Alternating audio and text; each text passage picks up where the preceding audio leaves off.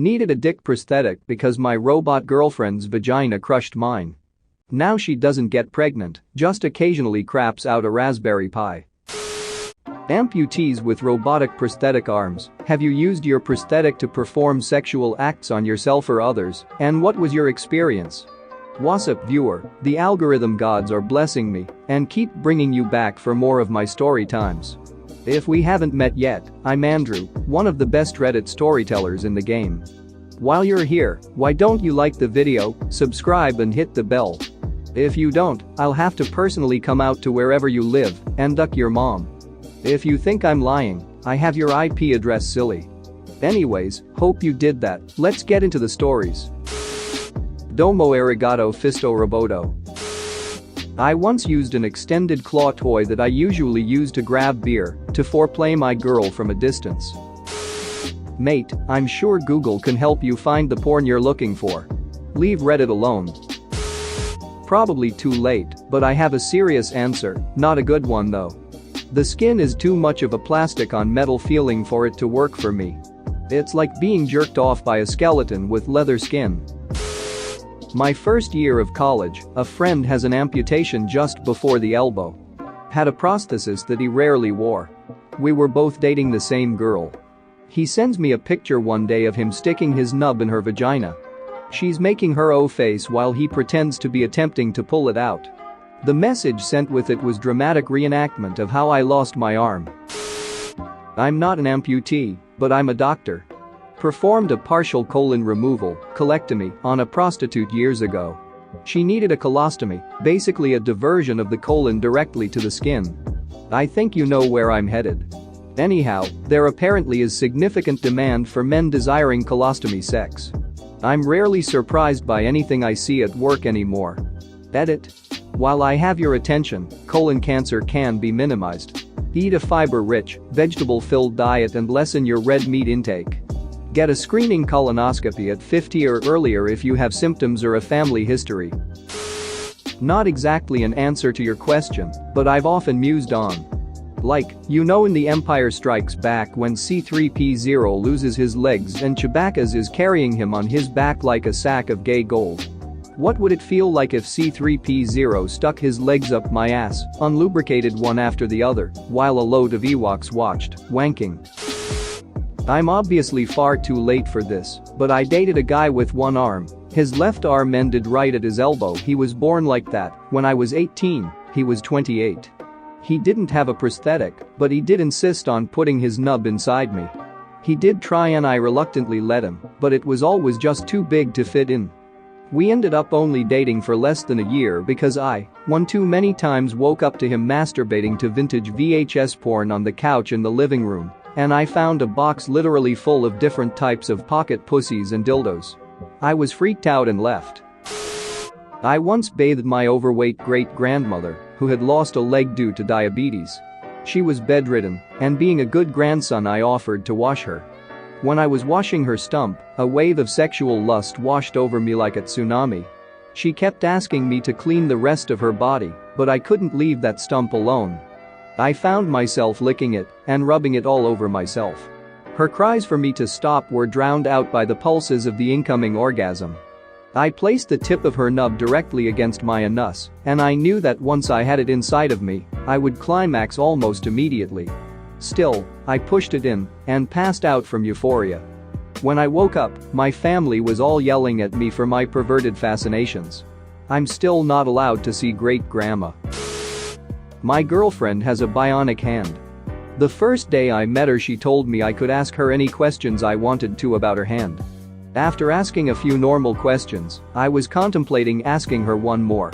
Thankfully, she knew what I was thinking, so I didn't even have to ask. Yes, I've masturbated with it. And it feels exactly how you would expect it to, terrible. Later on, she would offer to show me what it felt like, but I was too scared of it seizing up and crushing my penis. That fear lasted for a few months, but eventually curiosity got the best of me. Handjobs from a bionic hand are awful. It's like using an action figure or something else made of hard plastic or metal. Stick to the real thing. My roommate in college had a prosthetic left arm starting from a bit below the shoulder onward. One time we were drinking and talking crap when he shared this story which I will never forget. His freshman year he was at one of those sorority fraternity mixers and he really hit it off with this one girl. And no matter who he talked to that night they would always end up together again chatting. Both had a few drinks and decided to go back to his room. Things are picking up when he pauses and says 1 sec as he starts taking off his prosthetic arm. The girl grabs him and says it's okay, but he tries to take it off and again she insists. Picking up on her desire for him to keep the arm on, he decides she wants to play around with it. So they start going at it when she unexpectedly grabs the fake arm and shoves the fingers inside her and starts working herself with the fake arm. My roommate is unsure of how to behave as this has never happened to him before. She is working it and working it, reaching climax. When she is close to climax she grabs my roommate, stares him dead in the face, and during her climax shouts, "Never forget the serious tag on Reddit." And my roommate is just sitting there all confused as to what just happened. I still chat with the roommate from time to time. I think I'll hit him up today, say hi. Oh hey, I can answer this. I work in a orthotic and prosthetic lab for a university hospital. Most people probably wouldn't use any prosthetic device around sensitive equipment. While the microprocessor limbs are a heck of a lot better than the old hooks and claw, they're still nowhere as functional as the original limb. You have to be mindful of your prosthesis as it doesn't have any tactile response, and you have to concentrate on flexing specific muscles to activate specific functions of the device. To make the process easier, they're built-in functions to assist in everyday tasks.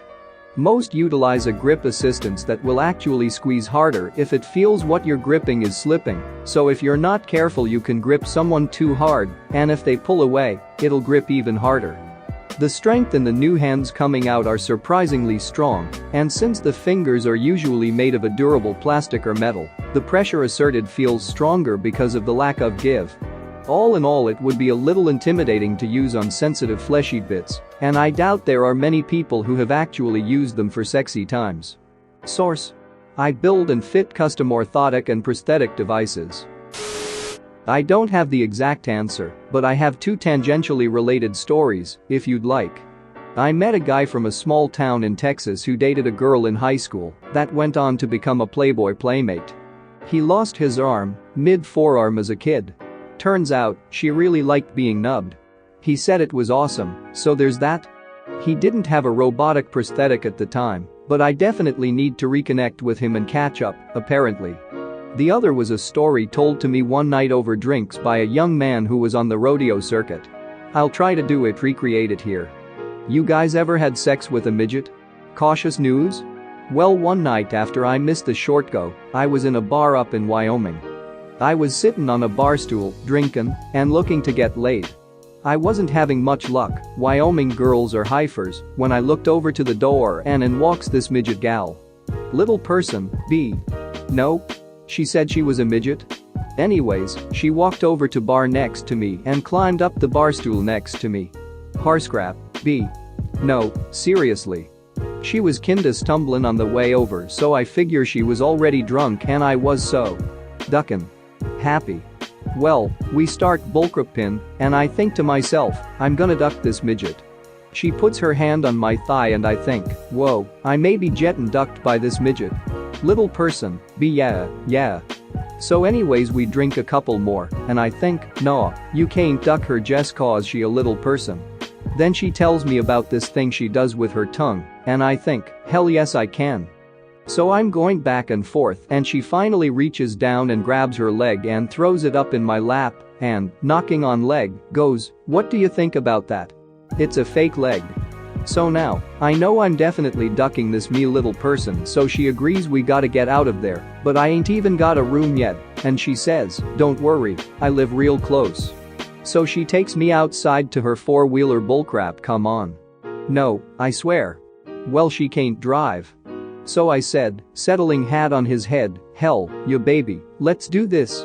So we go back to her house, me on the back of this duckin' four-wheeler, and I warn ducking to you, she knew what the duck she was doing.